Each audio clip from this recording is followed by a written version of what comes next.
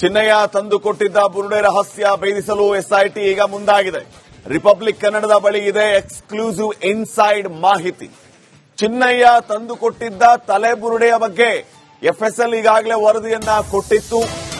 ತಲೆಬುರುಡೆ ಪುರುಷನದ್ದು ಅನ್ನೋದನ್ನ ವರದಿ ಕೊಟ್ಟಿತ್ತು ಎಫ್ಎಸ್ಎಲ್. ಈ ಪುರುಷನ ಬಗ್ಗೆ ಮಾಹಿತಿ ಕಲೆ ಹಾಕೋದಕ್ಕೆ ಎಸ್ಐಟಿ ಈಗ ಮುಂದಾಗಿದೆ. ಯಾವ ಊರಿನ ಪುರುಷ ಅನ್ನೋದನ್ನ ಪತ್ತೆಗೆ ಮುಂದಾಗಿದೆ ಎಸ್ಐಟಿ.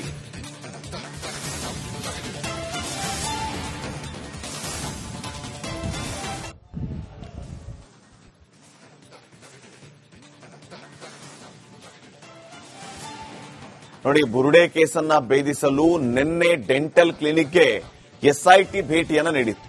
ಎಸ್ಐಟಿಯಿಂದ ಡೆಂಟಲ್ ಕ್ಲಿನಿಕ್ ಅಲ್ಲಿ ಇದ್ದಂತಹ ಹಲ್ಲುಗಳ ಸ್ಯಾಂಪಲ್ ಸಂಗ್ರಹ ಆಗಿ 3ಕ್ಕೂ ಹೆಚ್ಚು ಹಲ್ಲುಗಳ ಸ್ಯಾಂಪಲ್ ಕಲೆಕ್ಟ್ ಮಾಡಿತ್ತು ಎಸ್ಐಟಿ. ಈಗ ಸೀಸ್ ಮಾಡಿರುವಂತಹ ಹಲ್ಲುಗಳನ್ನ ಎಫ್ಎಸ್ಎಲ್ಗೆ ಕಳಿಸಿದೆ ಎಸ್ಐಟಿ. ಎಸ್ಐಟಿ ಕಳುಹಿಸಿರುವಂತಹ ಹಲ್ಲುಗಳನ್ನ ಹೋಲಿಕೆ ಮಾಡುವಂತಹ ಕೆಲಸ ತಜ್ಞರಿಂದ ಆಗ್ತಾ ಇದೆ. ಚಿನ್ನಯ್ಯ ಕೊಟ್ಟ ಬುರುಡೆಯಲ್ಲಿದ್ದ ಹಲ್ಲುಗಳಿಗೆ ಹೋಲಿಕೆ ಮಾಡಿ ವರದಿಯನ್ನ ಸಿದ್ಧಪಡಿಸುವಂತ ಕೆಲಸ ಆಗ್ತಾ ಇದೆ.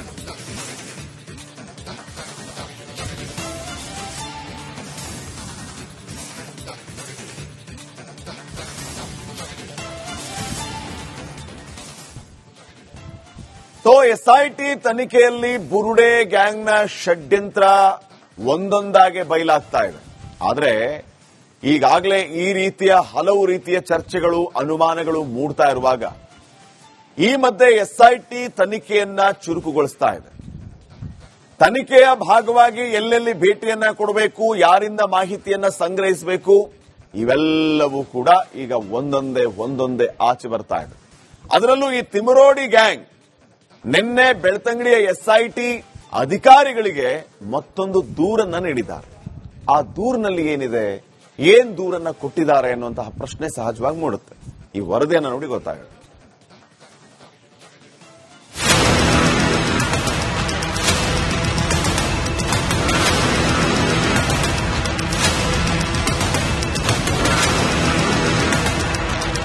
ಧರ್ಮಸ್ಥಳ ವಿರುದ್ಧದ ಷಡ್ಯಂತ್ರ ಬಟಾಬಯಲಾಗಿದೆ.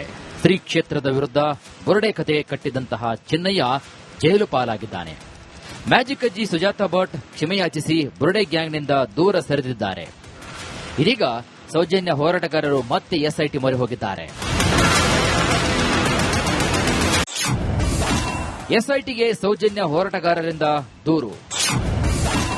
ಪ್ರತ್ಯೇಕ ಎಫ್ಐಆರ್ ದಾಖಲಿಸುವಂತೆ ಎಸ್ಐಟಿಗೆ ಮನವಿ.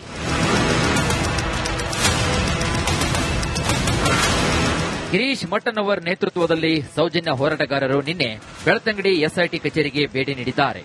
ವೇದವಲ್ಲಿ, ಪದ್ಮಲತಾ, ಸೌಜನ್ಯ ಕುಟುಂಬಸ್ಥರು ಮತ್ತೊಮ್ಮೆ ಎಸ್ಐಟಿಗೆ ದೂರು ನೀಡಿದ್ದಾರೆ. ಪ್ರತ್ಯೇಕ ಎಫ್ಐಆರ್ಗಳನ್ನು ದಾಖಲಿಸಬೇಕು. ದೂರನ್ನ ಕೊಟ್ಟಿದ್ದೀವಿ. ಈ ದೂರಿನ ಒಂದು ಸಾರಾಂಶ ಏನು ಅಂತ ಹೇಳಿದ್ರೆ, ನೀವು ಪ್ರತ್ಯೇಕ ಎಫ್ಐಆರ್ಗಳನ್ನು ಹಾಕಿ. ಇಲ್ಲಿವರೆಗೆ ಪ್ರತ್ಯೇಕ ಎಫ್ಐಆರ್ ಹಾಕೇ ಇಲ್ಲ. ನಾವು ಬೆಳ್ತಂಗಡಿ ಪೊಲೀಸ್ ಸ್ಟೇಷನ್ಗೆ ಮಾಹಿತಿಗಳನ್ನ ಕೇಳಿದಾಗ ಒಂಥರ ಹೋಲ್ಸೇಲ್ ತರ ಕೊಟ್ಬಿಡ್ತಾರೆ. ಪೂರ್ತಿಯಾಗಿ ಒಂದು 10, 20, 30 ಪೇಜ್ ಕೊಟ್ಬಿಡ್ತಾರೆ. 10 ವರ್ಷದಲ್ಲಿ ಇಷ್ಟಾದು, 5 ವರ್ಷದಲ್ಲಿ ಇಷ್ಟಾದು. ಬಟ್ ಎಫ್ಐಆರ್ ಎಲ್ಲಿ? ಅದರದ್ದು ರಿಪೋರ್ಟ್ ಎಲ್ಲಿ? ಎಫ್ಐಆರ್ ನೀವು 302 ಕೇಸ್ ರಿಜಿಸ್ಟರ್ ಮಾಡಿದೀರಾ, ಬಟ್ ಅದರದ್ದು ಆರೋಪಿ ಯಾರಂತ ಯಾರಿಗೂ ಗೊತ್ತೇ ಆಗಿಲ್ಲ. ಇದು ನಾನು ಹೇಳ್ತಾ ಇರೋದು ಬರೀ ವೇದವಲ್ಲಿ ಹೈ ಪ್ರೊಫೈಲ್ ಕೇಸ್ ಇದು ಅಷ್ಟೇ ಅಲ್ಲ. ಎಫ್ಐಆರ್ ದಾಖಲಿಸಿದ ಅನೇಕ ಪ್ರಕರಣಗಳಿವೆ. ಆ ನಂತರ ಎಫ್ಐಆರ್ ಮಾಡದೇ ಇರುವಂತ ಅನೇಕ ಸಂಶಯಾಸ್ಪದ ಸಾವುಗಳಿದೆ. ನೋಡಿ, ಒಂದು ಅನ್ಯಾಚುರಲ್ ಡೆತ್ ರಿಪೋರ್ಟ್ ಬಗ್ಗೆ ಯಾವ ರೀತಿ ತನಿಖೆ ಮಾಡಬೇಕು, ಇಂಟ್ರಾಗೇಷನ್ ಮಾಡಬೇಕು ಅಂತೆಲ್ಲನೆ the Karnataka investigation of unnatural deaths and conduct of inquest rules 2004 ಅಂತ ಇದೆ. ಇಲ್ಲಿ ಯಾವ ದಿನ ಡೆಡ್ ಬಾಡಿ ಸಿಗುತ್ತೋ ಅದೇ ದಿನಾನೇ ಅದನ್ನ ದಫನ್ ಮಾಡಿಬಿಡ್ತಾರೆ, which is absolutely against the rules.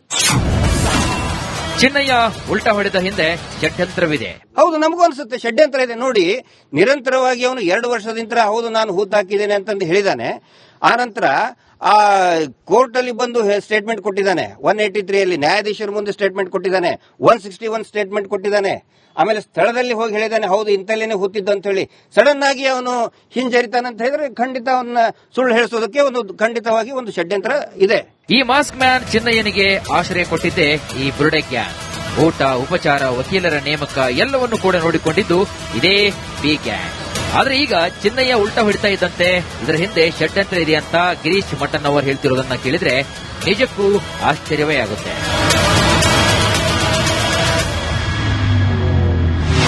Bureau report, republic Kannada. ಈ ಬಗ್ಗೆ ಇನ್ನಷ್ಟು ಮಾಹಿತಿಯನ್ನ ಕೊಡೋದಕ್ಕೆ ನಮ್ಮ ಪ್ರತಿನಿಧಿ ದಿನೇಶ್ ಈಗ ನೇರ ಸಂಪರ್ಕದಲ್ಲಿ ಜಾಯ್ನ್ ಆಗಿದ್ದಾರೆ. ದಿನೇಶ್, ಗಮನಿಸ್ತಾ ಇದ್ದೀವಿ ಷಡ್ಯಂತ್ರ ಮಾಡೋರ ಅಸಲಿ ಆಟಗಳು ಒಂದೊಂದೇ ಬಯಲಾಗ್ತಾ ಇರುವಾಗ ಈಗ ಮಸ್ಕ್ ಮ್ಯಾನ್ ನ ವಿರುದ್ಧ ಇವರೇ ಹಲವು ಆರೋಪಗಳನ್ನ ಚಿನ್ನಯ್ಯ ತಂದುಕೊಟ್ಟಿದ್ದ ಬುರುಡೆ ರಹಸ್ಯ ಭೇದಿಸಲು ಎಸ್ಐಟಿ ಈಗ ಮುಂದಾಗಿದೆ. ರಿಪಬ್ಲಿಕ್ ಕನ್ನಡದ ಬಳಿ ಇದೆ ಎಕ್ಸ್ಕ್ಲೂಸಿವ್ ಇನ್ಸೈಡ್ ಮಾಹಿತಿ. ಚಿನ್ನಯ್ಯ ತಂದುಕೊಟ್ಟಿದ್ದ ತಲೆಬುರುಡೆಯ ಬಗ್ಗೆ ಎಫ್ಎಸ್ಎಲ್ ಈಗಾಗಲೇ ವರದಿಯನ್ನ ಕೊಟ್ಟಿತ್ತು. ತಲೆಬುರುಡೆ ಪುರುಷನದ್ದು ಅನ್ನೋದನ್ನ ವರದಿ ಕೊಟ್ಟಿತ್ತು ಎಫ್ಎಸ್ಎಲ್. ಈ ಪುರುಷನ ಬಗ್ಗೆ ಮಾಹಿತಿ ಕಲೆ ಹಾಕೋದಕ್ಕೆ ಎಸ್ಐಟಿ ಈಗ ಮುಂದಾಗಿದೆ. ಯಾವ ಊರಿನ ಪುರುಷ ಅನ್ನೋದನ್ನ ಪತ್ತೆಗೆ ಮುಂದಾಗಿದೆ ಎಸ್ಐಟಿ.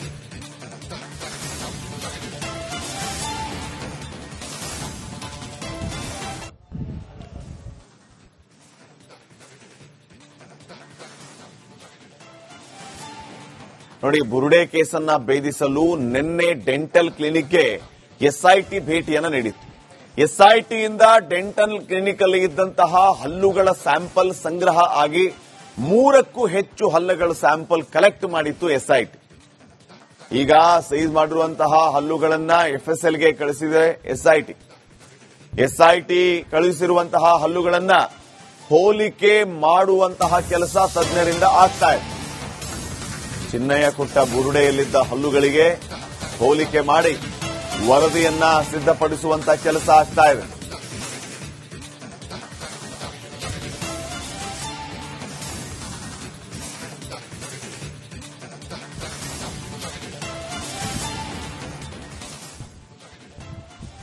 ಎಸ್ಐಟಿ ತನಿಖೆಯಲ್ಲಿ ಬುರುಡೆ ಗ್ಯಾಂಗ್ನ ಷಡ್ಯಂತ್ರ ಒಂದೊಂದಾಗೆ ಬಯಲಾಗ್ತಾ ಇದೆ. ಆದ್ರೆ ಈಗಾಗಲೇ ಈ ರೀತಿಯ ಹಲವು ರೀತಿಯ ಚರ್ಚೆಗಳು, ಅನುಮಾನಗಳು ಮೂಡ್ತಾ ಇರುವಾಗ ಈ ಮಧ್ಯೆ ಎಸ್ಐಟಿ ತನಿಖೆಯನ್ನ ಚುರುಕುಗೊಳಿಸ್ತಾ ಇದೆ. ತನಿಖೆಯ ಭಾಗವಾಗಿ ಎಲ್ಲೆಲ್ಲಿ ಭೇಟಿಯನ್ನ ಕೊಡಬೇಕು, ಯಾರಿಂದ ಮಾಹಿತಿಯನ್ನ ಸಂಗ್ರಹಿಸಬೇಕು, ಇವೆಲ್ಲವೂ ಕೂಡ ಈಗ ಒಂದೊಂದೇ ಆಚೆ ಬರ್ತಾ ಇದೆ. ಅದರಲ್ಲೂ ಈ ತಿಮರೋಡಿ ಗ್ಯಾಂಗ್ ನಿನ್ನೆ ಬೆಳ್ತಂಗಡಿಯ ಎಸ್ಐಟಿ ಅಧಿಕಾರಿಗಳಿಗೆ ಮತ್ತೊಂದು ದೂರನ್ನ ನೀಡಿದ್ದಾರೆ. ಆ ದೂರಿನಲ್ಲಿ ಏನಿದೆ, ಏನ್ ದೂರನ್ನ ಕೊಟ್ಟಿದ್ದಾರೆ ಅನ್ನುವಂತಹ ಪ್ರಶ್ನೆ ಸಹಜವಾಗಿ ಮೂಡುತ್ತೆ. ಈ ವರದಿಯನ್ನ ನೋಡಿ ಗೊತ್ತಾಗುತ್ತೆ.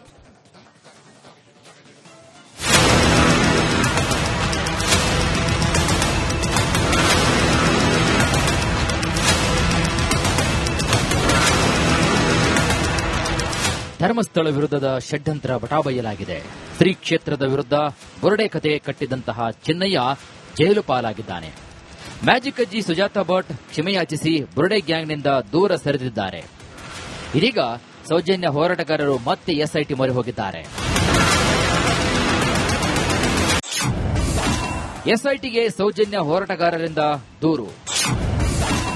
ಪ್ರತ್ಯೇಕ ಎಫ್ಐಆರ್ ದಾಖಲಿಸುವಂತೆ ಎಸ್ಐಟಿಗೆ ಮನವಿ.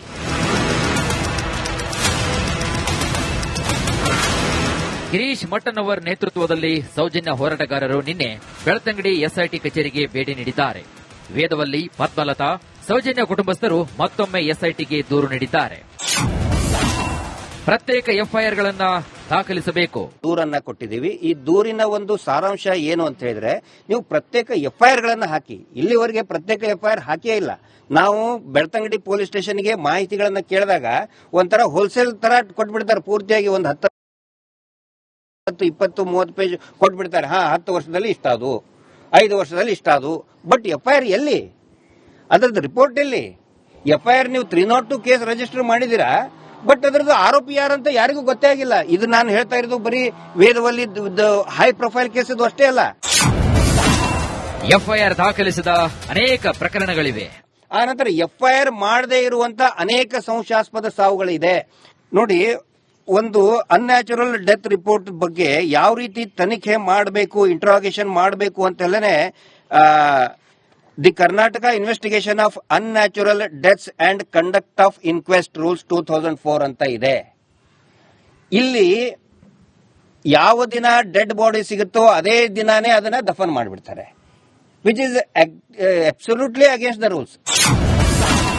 ಚಿನ್ನಯ್ಯ ಉಲ್ಟಾ ಹೊಡೆದ ಹಿಂದೆ ಷಡ್ಯಂತ್ರವಿದೆ. ಹೌದು, ನಮಗೂ ಅನ್ಸುತ್ತೆ ಷಡ್ಯಂತ್ರ ಇದೆ. ನೋಡಿ, ನಿರಂತರವಾಗಿ ಅವನು 2 ವರ್ಷದಿಂದ ಹೌದು ನಾನು ಹೂತಾಕಿದ್ದೇನೆ ಅಂತಂದು ಹೇಳಿದಾನೆ. ಆ ನಂತರ ಆ ಕೋರ್ಟ್ ಅಲ್ಲಿ ಬಂದು ಸ್ಟೇಟ್ಮೆಂಟ್ ಕೊಟ್ಟಿದ್ದಾನೆ. 183 ಅಲ್ಲಿ ನ್ಯಾಯಾಧೀಶರ ಮುಂದೆ ಸ್ಟೇಟ್ಮೆಂಟ್ ಕೊಟ್ಟಿದ್ದಾನೆ. 161 ಸ್ಟೇಟ್ಮೆಂಟ್ ಕೊಟ್ಟಿದ್ದಾನೆ.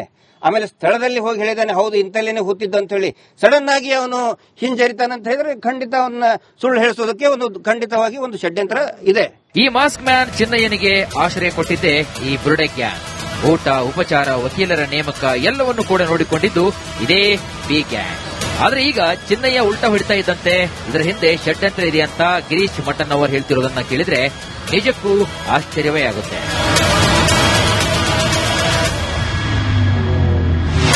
Bureau report, republic Kannada. ಈ ಬಗ್ಗೆ ಇನ್ನಷ್ಟು ಮಾಹಿತಿಯನ್ನ ಕೊಡೋದಕ್ಕೆ ನಮ್ಮ ಪ್ರತಿನಿಧಿ ದಿನೇಶ್ ಈಗ ನೇರ ಸಂಪರ್ಕದಲ್ಲಿ ಜಾಯ್ನ್ ಆಗಿದ್ದಾರೆ. ದಿನೇಶ್, ಗಮನಿಸ್ತಾ ಇದ್ದೀವಿ ಷಡ್ಯಂತ್ರ ಮಾಡೋರ ಅಸಲಿ ಆಟಗಳು ಒಂದೊಂದೇ ಬಯಲಾಗ್ತಾ ಇರುವಾಗ ಈಗ ಮಸ್ಕ್ ಮ್ಯಾನ್ ನ ವಿರುದ್ಧ ಇವರೇ ಹಲವು ಆರೋಪಗಳನ್ನ